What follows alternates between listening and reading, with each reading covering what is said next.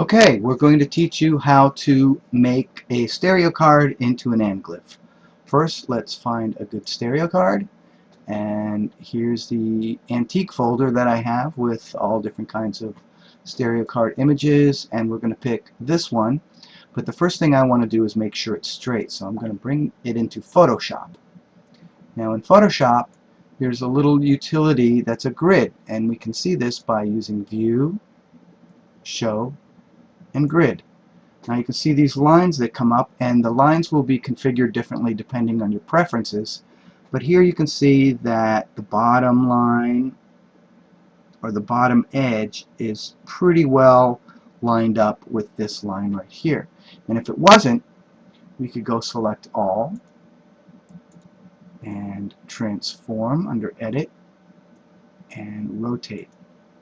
So if you go up in the corner, you can rotate until the image is nice and straight. Of course, ours is already straight, so I'm going to hit escape, and I'm going to get out of the grid view, show grid, take that off, and I'm going to close this. Now instead, what I want to do is bring it into Stereo Photo Maker. Now I've already done a practice run, so we're going to close this, and we're going to open it up, and we're going to drag it into Stereo Photo Maker. So let's open up Stereo Photo Maker fresh, go back into Explorer, and drag this in. So you'll see there's the full card. Now the way I like to work is to go into Anaglyph mode. So I can go Stereo, Color Anaglyph, and half color red cyan. That's the easiest way to do it. Now you can see there's quite a bit of discrepancy here, so what I'm going to do is go into Adjust, Easy Adjustment, or shortcut K.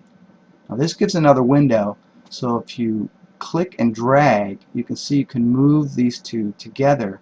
And what I want to do is converge the little boy, because he's pretty close to us and he's the most important thing in the image. So I'm going to converge on that. It doesn't have to be perfect, but I'm going to say OK. Now what I want to do is do an exact alignment, and the way to do that is with auto alignment, or Alt-A as the shortcut. So I'm going to click auto alignment. It's going to ask me if I want to use the previous report files, because I just went through this as a practice. So instead of saying yes, I'm going to say no, and it's going to think about it, and it's going to give me a little report of all the things that it did. It turned some things a little bit, moved things around, and so I'm going to go close. Now you can see that there's some disparity here, so I want to bring that back by using the arrow key.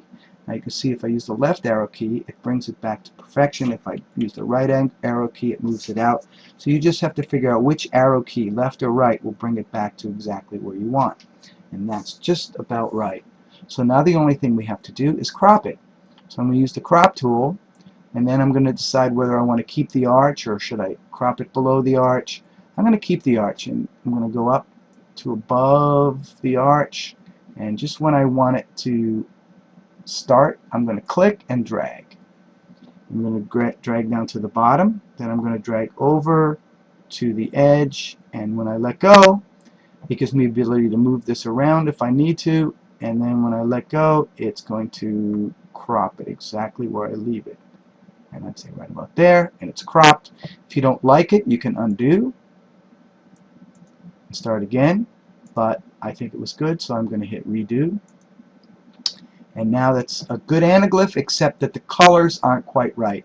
You really need Photoshop to do a good job with the colors. So what I'm going to do is export these two as a save left and right. So you can either hit this icon right here, or you can go under File and Save Left Right Images. So when you click that, it's going to say where do you want them. Now I already have a folder called Left Right Pairs in my Antique folder. So I'm going to save it there, and it's going to use the same title, but it's going to put an L and an R after the two images. So after I go save, it just saved them both. And if I go in here and I go under Left Right Pairs, there's my two images. So what I need to do now is bring these two into Photoshop. So I'm going to minimize that, click on one, and then control click on the other one, so I can bring them both into Photoshop. And what I'm going to do now is bring the left one over to the right, because that way I can free view it to make sure it's 3D, and it is.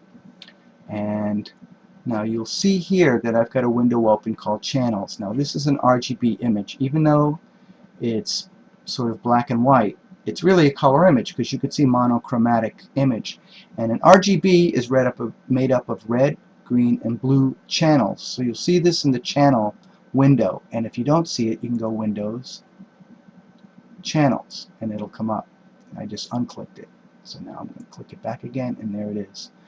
So if you click the red channel, all you'll see is the red. If you click green, you'll only see green, and if you click blue, you'll see the blue channel. All of them together make up your color image. But what I want to do is just go into the red, and I'm going to select all and copy it. Because what I'm going to do is take that red channel from the left image and put it into the red channel in the right image. So I'm clicked on the right image now. I'm going to bring it over. This is the right. And I'm going to go into that red channel, and I'm going to paste that red channel from the left image. And you can see it moved because it's a different image. So now when I click RGB, it's going to show all the channels, and you can see indeed it is an anaglyph. And if you put your glasses on, you can see it's actually a good anaglyph. So now we want to save it, so we go Save As, and we're going to put it in a separate folder, or you can put it in whatever folder you like. I'm going to have it in an anaglyph folder, and I'm going to change this little R at the end because it's now a right view, but I've changed it to an anaglyph, so I'm going to use ANA and save it.